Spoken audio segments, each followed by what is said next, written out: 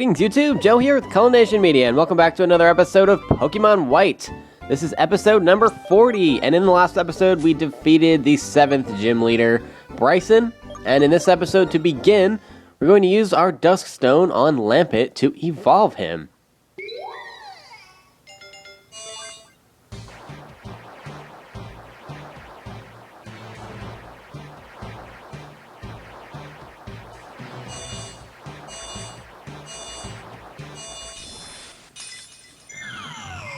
And there you have it, folks. Our Lampet has evolved into Chandelure. And finally, I decided to evolve it into its final form. I probably could have done it a little while ago. But actually, it's still at level 41, so I haven't actually even leveled it up since it evolved from from Litwick. But look at that special attack stat. 129. Its defenses are pretty good at 81 and 90 respectively, and its speed is up to 73 now, so it's not going to get outsped by literally everything on the planet. And we're actually going to do some backtracking in this episode instead of going to Dragonspiral Tower. And we're going to start off by going to Striation City. Yes, Striation City. So, yeah, we're actually going to head off to the Wellspring Cave, which is on Route 3 to the northwest. So, anyway, yeah, what I wanted to say was that I decided to evolve that Lampet because I was just looking at his moveset and, you know, what he learns coming up, and he really doesn't learn anything interesting besides Shadow Ball. And Shadow Ball is a TM that we'll be getting in the not-too-distant future, so I'm really not worried about him learning moves or anything like that. So he's good for now, and I can use the stat boost that he gets from evolving, so that's why I decided to do that. Anyway, Wellspring Cave, we actually were here a while ago. And by a while ago, I mean like at the very beginning of the game. We actually caught our Blitzel out on Route 3. But yeah, the part of the cave that was inaccessible before, which is pretty much all of the cave, required surf. So now that we have it, I decided to come back here before I forgot about it. To come and explore, because there are some TMs down here and some other items and stuff, as well as some trainer battles that we can get involved in to get some experience, because we need some. And yeah, all that good stuff. So it appears as though we're going to need Flash down here, and I wasn't sure exactly if I needed it, but I decided to bring Zebstrika regardless. So yeah, we'll use TM 70 for that. And yeah, we'll teach him Flash, just like we did last time. We'll just get rid of Thunder Wave because, like I said before, it is a TM, so I can just interchange it as necessary. So let's see here. Let's start flashing. Yeah. Alright. That actually didn't really help that much. It's still kind of difficult to see. That's okay. We'll see what's in this Dust Cloud. And Ice Gem. Yay. I probably won't use that. Well, it appears as though we can't go that way, so I guess we'll do that later. And it looks like we're going to need surf some more. So I guess we'll start on the left-hand side and surf over to see what's over here.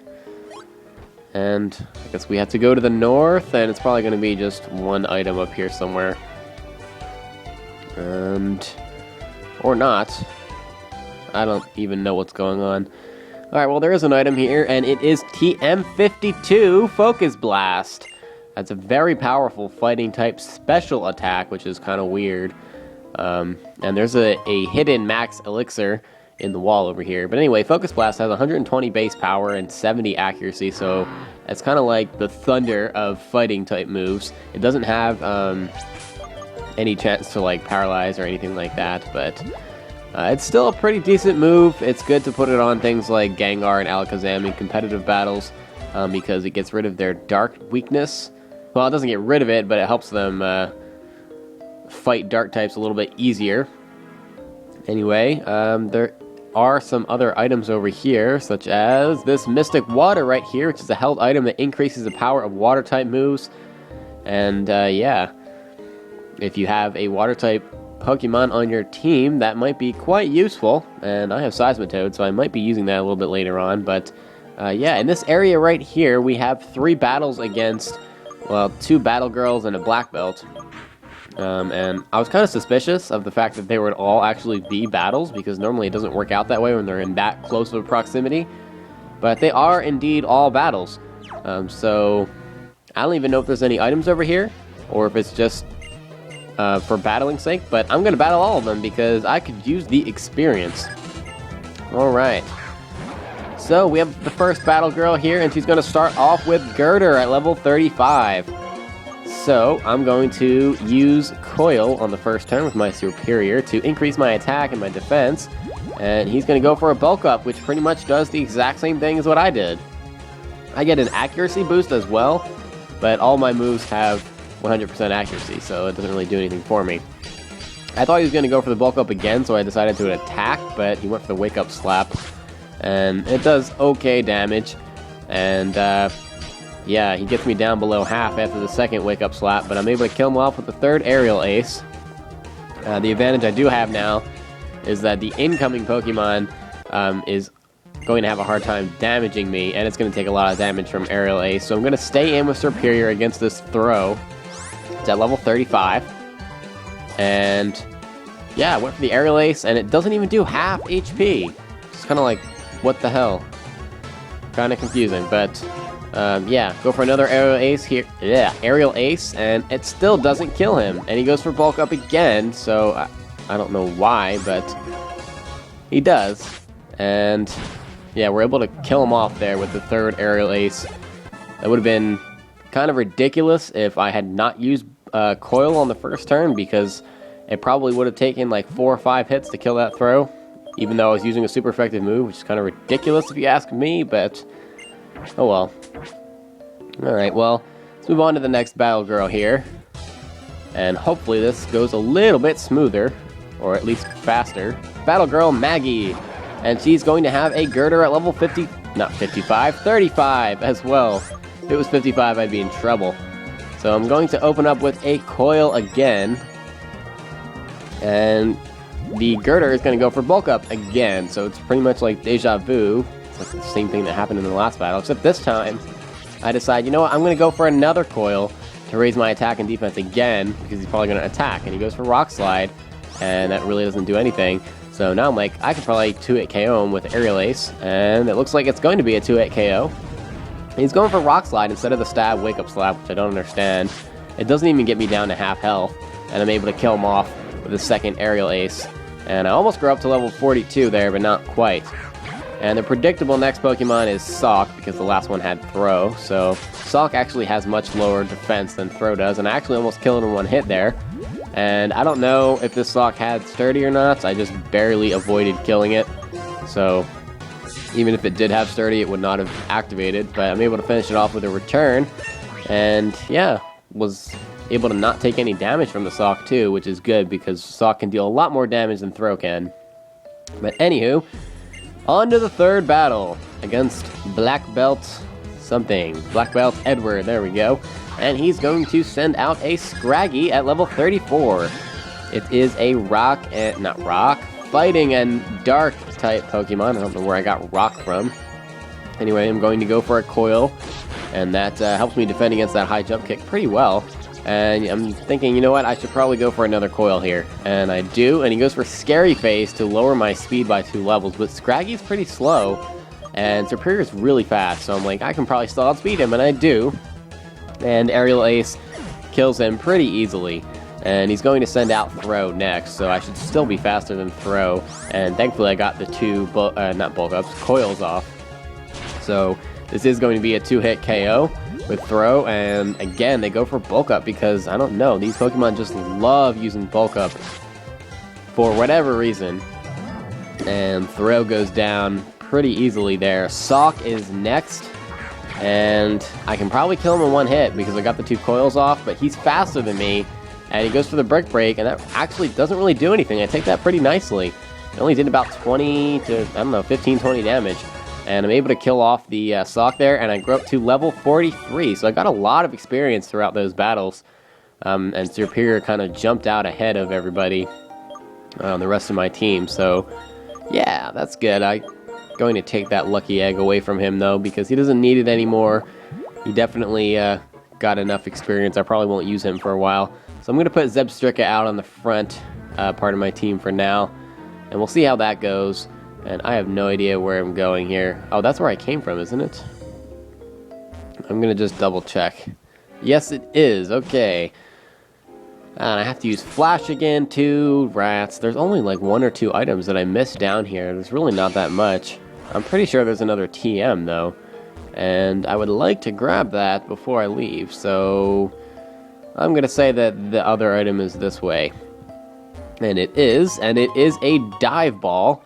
And that's just useful for catching Pokemon that can be found underwater. That doesn't really do anything for me because I'm not going to be capturing any water-type Pokemon anytime soon. Because I already have Seismitoad, and he's pretty amazing. So, use another Max Repel there, and... I'm pretty sure there's another item I'm missing, at least one. I just don't know exactly where it is. And, yeah, I don't even care about that dust cloud at all. So, I think the only other area I haven't gone to is to the right over here in this little surfing pond. And, there we go. That takes us over to TM47, which is Low Sweep. And it's a pretty good move. It's a fighting move. It has 60 base power, 100 accuracy, and it also has the added effect of... Oh, did not want to do that. Has the added effect of decreasing the target's speed as well. So it's kind of like Rock Tomb, only more accurate and more powerful. So, yeah, it's pretty cool. Especially because a lot of the bulkier fighting types can be pretty slow, especially like Conkeldurr and things like that. Even Machamp is a little bit on the slow side. But anyway, that's going to be it for this episode pretty much. All I wanted to do was really just head into Wellspring Cave and grab those. But actually, now that I'm thinking about it, there's a couple of items around here that we can get with Surf, so might as well grab those before I finish this episode. Otherwise, it would be kind of a short episode. So, let's see. We'll grab this item, which is a full heal. So, I'm sure I'll use that because I get paralyzed and put to sleep and stuff all the time because, I don't know. I just do. It just happens. It's a fact of life. And there are some more items over here, I think. Yeah, there's at least one and a trainer. It looks like a breeder. So, that'll be fun. Yeah, let's battle. Check out how much my Pokemon have leveled up. Okay, Pokemon Breeder Galen, and he's going to send out a Simisage at level 32, and I've got my Zebstrika here, and I've got a pretty good advantage with Flame Charge. I probably can 2-hit KO, and yeah, that's going to be a very easy 2-hit KO. I do have an 8 level advantage. The Simisage is only at level 32. It does have Seed Bomb, which does a decent amount of damage there, but I'm able to kill off the Simisage with a second Flame Charge. Simipour is next, and since I got the speed boost, I'm guaranteed to be faster than it, which is good, and I can probably kill it in one hit with Spark. It's going to be super effective. And, yep, down it goes. And Simisear is going to be the next Pokemon, I imagine, which it is, so I'm going to just actually stay in with Zebstrika here. I don't have anything that's going to do super effective damage, but I'm just going to Spark it, and I should be able to kill it in a second hit. Of course, I get paralyzed by the Lick on the first turn, which allows him to get a Flame Burst off, and I'm paralyzed and can't move, which means he can maybe kill me. No, he comes close, but I'm paralyzed and can't move again, so now he is going to kill me. And, yeah, Fury Swipes. Dead after 2 Parahaxes in a row. Retarded. Alright, well, I can pretty much revenge kill it with anything, so I'm just going to send Seismitoad out, and even if he's faster, which he isn't, I could have taken a Flame Burst pretty nicely. So anyway, I kill off the Simisear there, and Seismitoad grows up to level 41 in the process, although that was kind of retarded how my Zebstrika died. And one perk to battling this guy is that he gives you a Lumberry, which is something that is pretty difficult to find, actually. And we can also pick up an HP up there to increase HP EVs for any of our Pokemon, and a Max Ether in the corner over here. And I probably won't use a Max Ether, but actually the most useful thing over here is the Lumberry, because that cures any status condition, and it's especially good in competitive battles. So that is cool. And now we can head over to Nakreen City. I'll get my Pokemon all healed up and everything. And yeah, that's going to be the end of this episode, guys. But thank you very much for watching, and please stay tuned for the next episode. Episode number, oh, what are we up to now? Up to 41. Yikes. This series is going by a lot faster now. But anyway, that's going to be it for this time, guys. I'll see you in episode 41. Game on!